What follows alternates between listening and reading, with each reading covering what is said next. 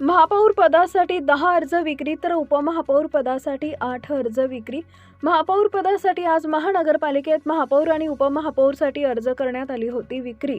9 February उपमहापौर आणि महापौरसाठी होणार निवड।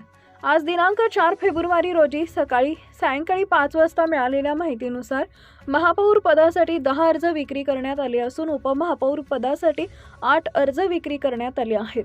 महापौर पदासाठी आज महानगरपालिकेत महापौर आणि उपमहापौरसाठी अर्ज करण्यात आले होते विक्री 9 फेब्रुवारी तर महापौर आणि उपमहापौर पदासाठी निवड होणार असल्याची माहिती जालना महानगरपालिकेने दिली आहे।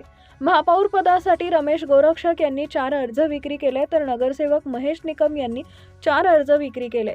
नगरसेवक ॲडव्होकेट रीमा काळेखरात यांनी 2 अर्ज विक्री केलेत। उपमहापौर पदासाठी रमेश गोरक्षक यांनी 4 अर्ज विक्री केले तर महेश निकम यांनी 4 अर्ज विक्री केले आहेत।